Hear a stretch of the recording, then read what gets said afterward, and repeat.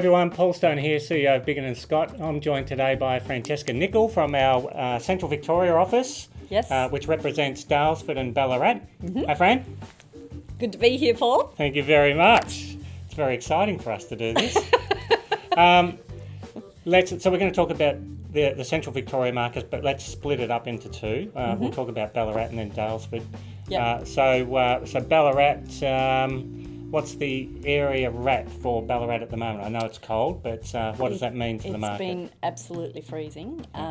We've had open for inspections over the weekend, Saturday and Sunday. I was just saying to Paul where we've had 9 opens per day with hail pouring down and getting to the point where it's 2 degrees outside and a wind chill factor of about -5. So it's been challenging. Yes. But at least the people we know out in that weather are serious buyers.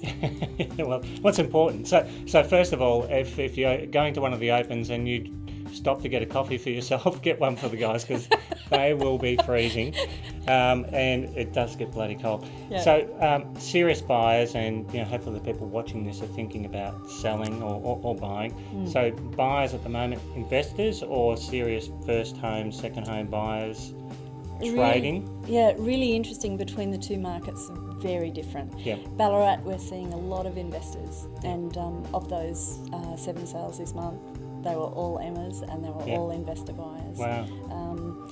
People looking in the higher ranges, families just simply aren't doing it.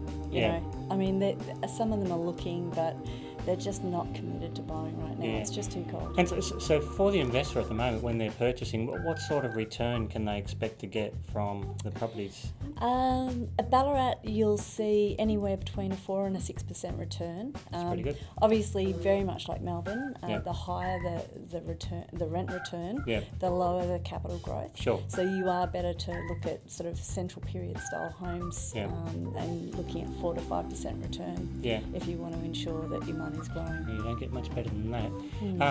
Total number of sales, has the area in general slowed up a bit in this last freezing month? It's actually been surprisingly solid. I mean, there were 95 sales in 3350 in that time. We had 7, but then of those we had another sort of 4 go under contract. So no, it has been a really solid period. That's good. And very much the same with leasing too, which it's been probably the strongest winter I've seen in the last 9 years. So demand's pretty constant. Any standout results during the month of July? I would say Emma's sale of 3 Ronald Street, which was on the corner of a Bunnings car park. If you've ever seen Bunnings in Ballarat, it's one of the largest in the Southern Hemisphere. And it was a clad Edwardian home for $227, but clad homes can be a real challenge, and particularly in that position, she sold it in about a week. Well, they could update it every couple of days, just going to Bunnings and get the latest stuff. It'd be pretty easy. But a lot of there was another one she sold in Talbot. It was out of the postcode, but that had been on the market with another agent for a couple of years, and she had more people through within the first month than they had in that time frame. And sold it. And why was that?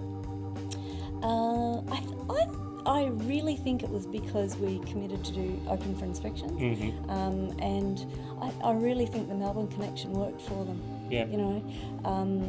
People recognise the brand has a great reputation, and I think local brands don't seem to have that same ability to attract those buyers. You guys do a few things differently in Ballarat.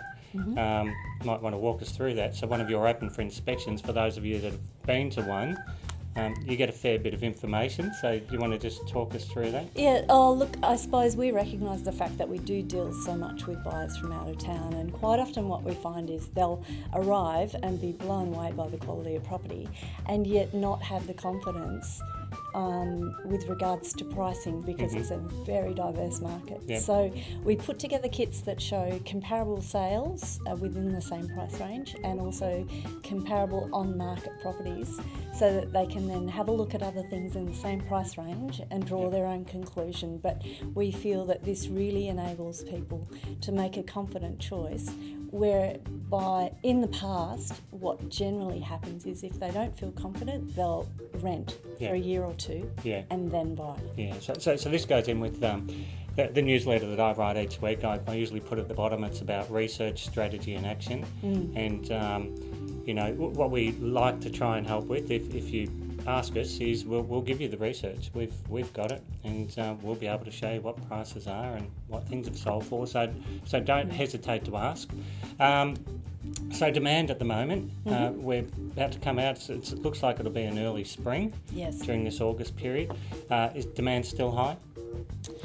We've certainly got the buyers there. I think once the temperature, I know this sounds ridiculous, but once we get to double figures, around 10 degrees, I think people will come back out. I think, but in all seriousness, it's considering the temperatures and considering how harsh the weather has been, we've had a very strong July, and I'd expect it to ramp up into spring. And where do you think the sweet spot is at the moment, demand-wise? What can't you get enough of? Anything between 200 and 350,000, those types of listings. Very affordable. If you've got any investment stock that you really think, no, now's the time, I really want to get rid of it, perfect timing. Yeah. And look, Fran and I were talking before the video about where the market seems to be at, and holistically it seems to be, it's going very quickly into a normal market. There were a lot of great prices achieved in the last 6 months, but everybody's settled down a bit now, and interest rates aren't getting much lower. They're not predicted to go up. So walk into it thinking that it's a normal market. Look at your research. Only look at things for the last 4 months. Don't go back any further than that. And you should be about right. On the property management side of things, demand's still high. Can't get enough of it. Demand is surprisingly high. Yep. Most of our new listings have been properties that we've sold in the same period, and generally people are moving in within 1 or 2 days of it settling. We're getting some really good quality tenants, and for this time of year, an unusual amount of applications. I don't know why, but it's just really working at the moment. So what are you expecting coming into August? So it's the 3rd of August. You've got plenty of listings. You're ready for what? We've for the sun to got come some out? really good quality family homes, and I think too that we've had an unusually strong winter, and that it will really ramp up in spring.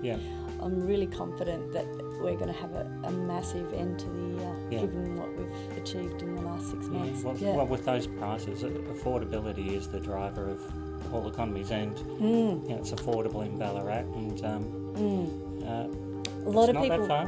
No, and a lot of people moving for the quality of the schools. And I think even with the family homes that we've had on the market, we've had lots of offers on them. It's been more whether the owners are willing to meet those offers. So vacancy rates currently for property management? We're sitting in both offices around 4%, and but within the region, it's sitting up. I think in Ballarat around 7 or 8%, and in Dalesford around 10. Fantastic. Well, that's the month of July for Ballarat. Thanks for watching. Nice to see you, Fran. Thank you. Cheers, everyone.